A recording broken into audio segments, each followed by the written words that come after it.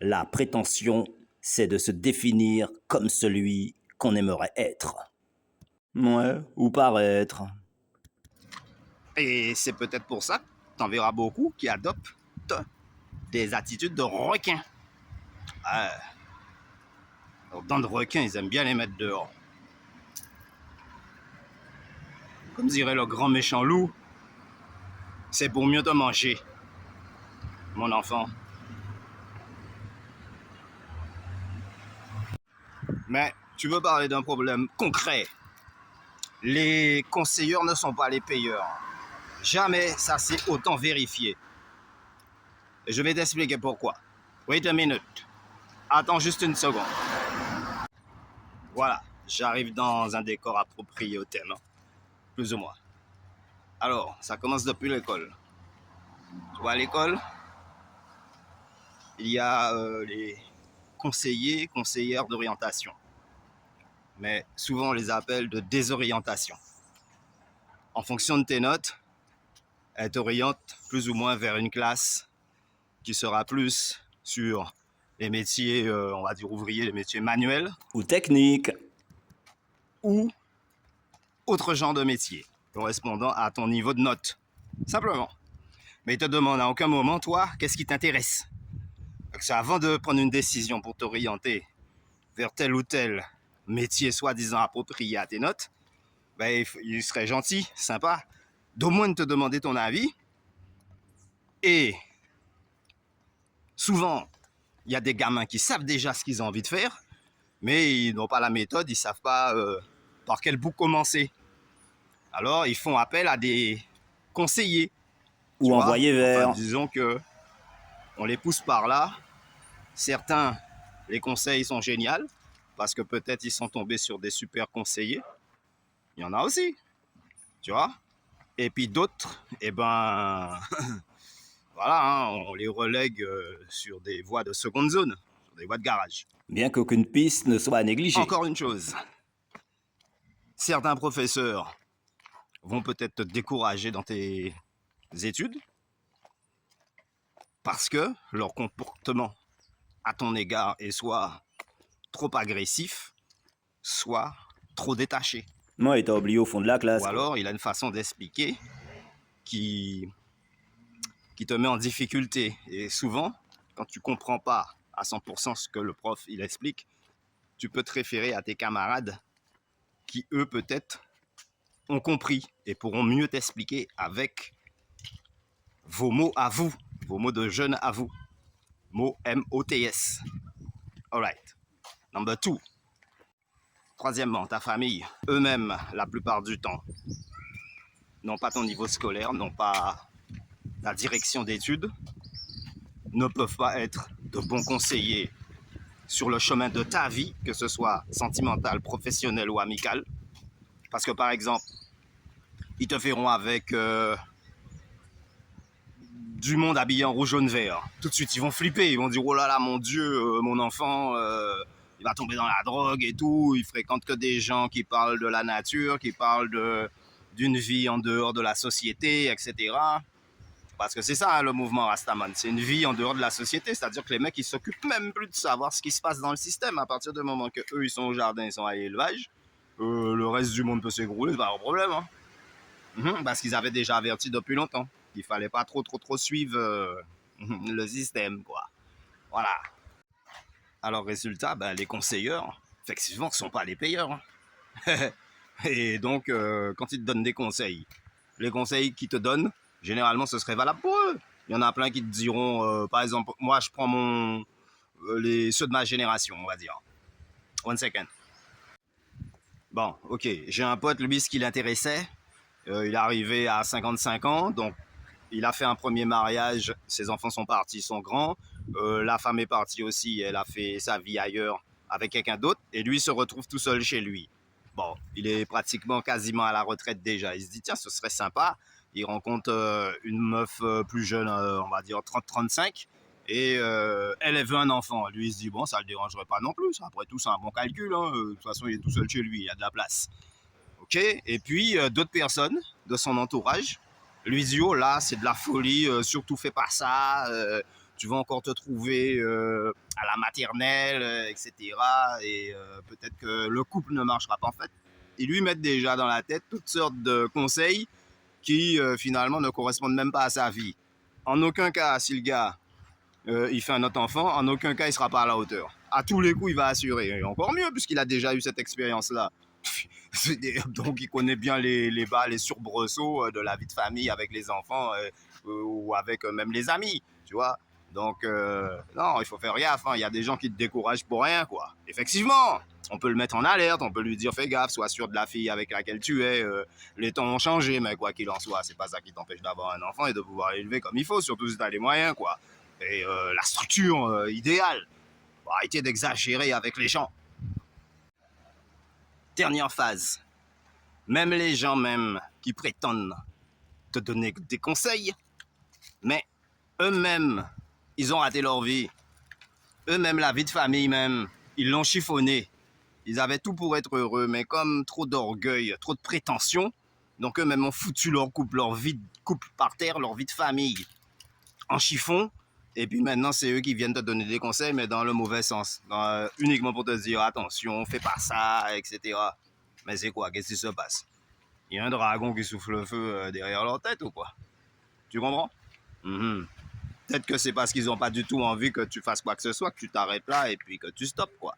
Parce que si eux-mêmes n'ont pas été foutus de capables de mener une vie de famille digne de ce nom, je vois pas en quoi leurs conseils sont bons, quoi.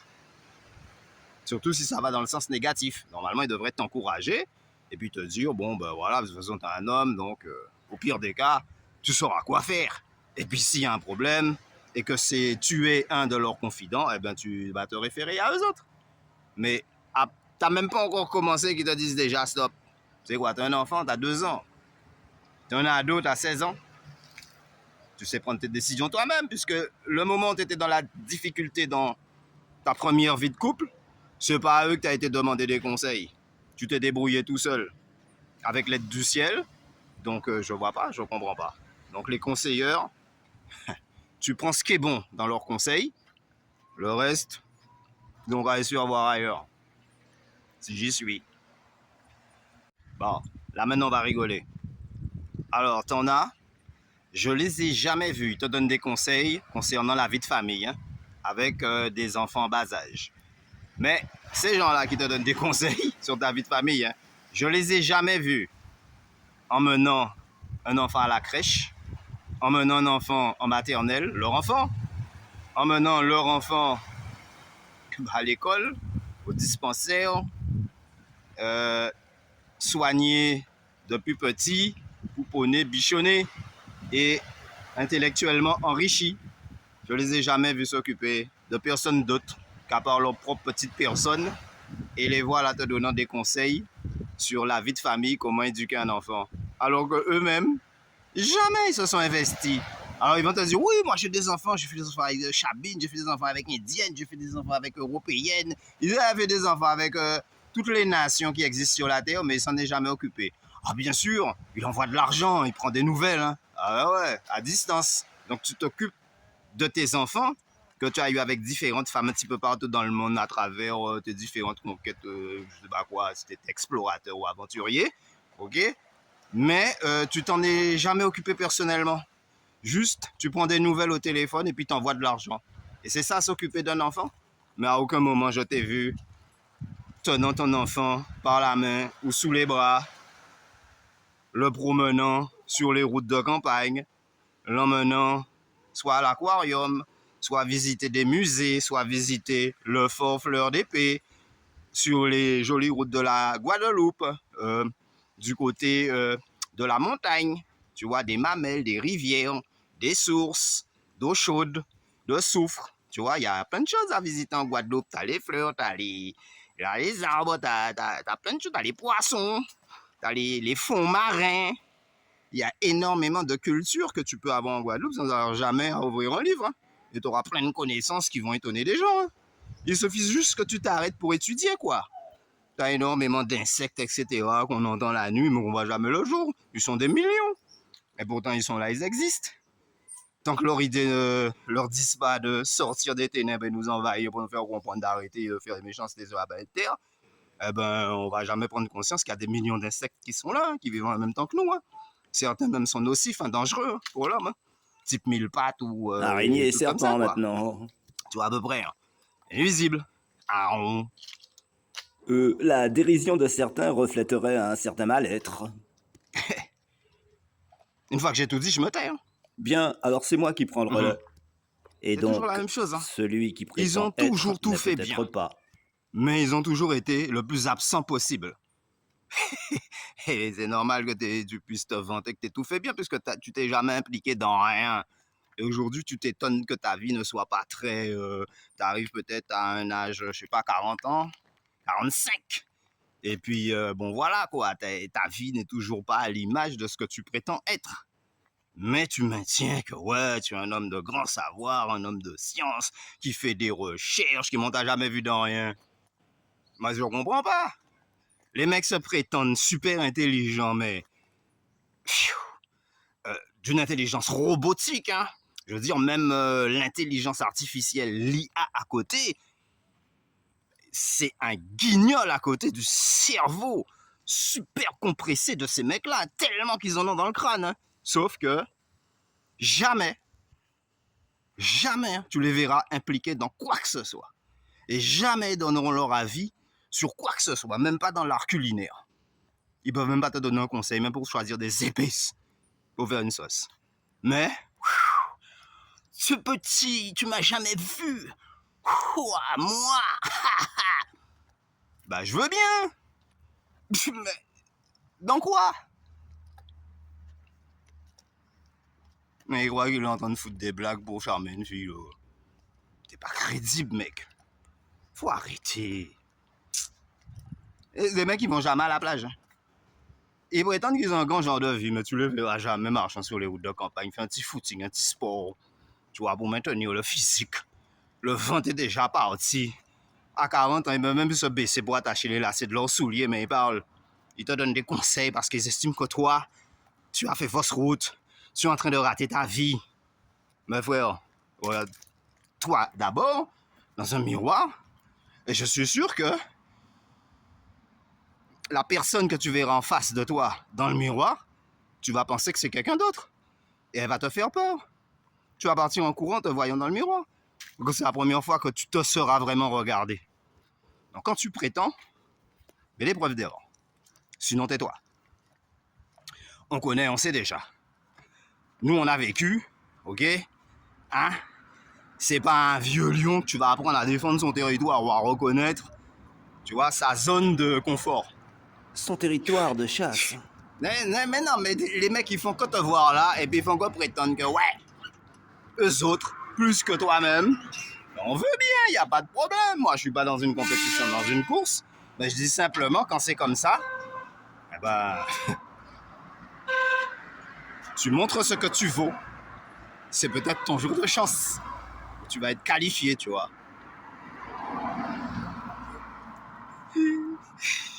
Aïe, aïe, aïe. Enfin, l'ignorance, c'est le plus vilain des défauts.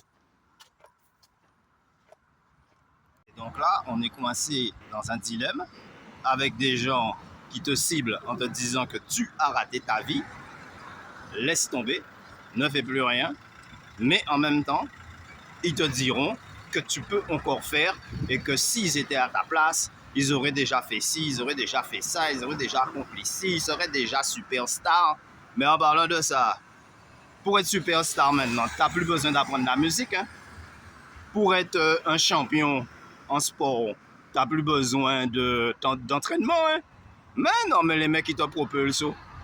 Oui, les mecs qui te propulsent, tu n'as pas grand-chose à faire. Tu vas les voir, tu leur dis j'aimerais devenir un grand animateur, par exemple, et dépasser le mec de Télé Atlantique, le surpasser. Ah ben, du jour au lendemain, ça y est. Hein? T'as pas besoin de te former, t'as pas besoin d'avoir une instruction intellect, rien du tout. Hein? Tu vas juste les voir, tu leur dis je veux devenir, et les mecs ils te disent banco. Hein? Il y a une contrepartie, mais bon ça c'est pas bien grave. Hein? L'essentiel c'est que tu sois celui que tu as envie d'être. Donc il y en a qui arrivent parce que durement ils ont trimé toute leur vie, Et puis il y en a d'autres qui arrivent par des chemins détournés. Mais si tu préfères arriver par des chemins détournés, parce que c'est moins forçant, c'est moins fatigant, t'as pas à transpirer, t'as pas d'effort mental à faire, eh ben vas-y. Vas-y, va les voir. Et ça, ils vont se faire un plaisir de te sponsoriser pour te permettre de réaliser ton rêve. Hein. Si tu veux devenir superstar, t'as pas besoin d'apprendre la musique. Tu veux être danseur, t'as pas besoin d'apprendre à danser, d'avoir une condition physique solide. Pas du tout. Tu fais qu'à aller les voir tout de suite. Ils te donnent un gros million, ils te font rentrer dans la haute société, jet set, tout ce que tu veux. Hein? Et puis voilà, et puis t'es tranquille, hein, tu gagnes de l'argent, tu pourras te moquer de tout le monde après. Parce que toi, tu auras tout ce qu'il faut. Et puis les autres seront loin derrière toi. Hein?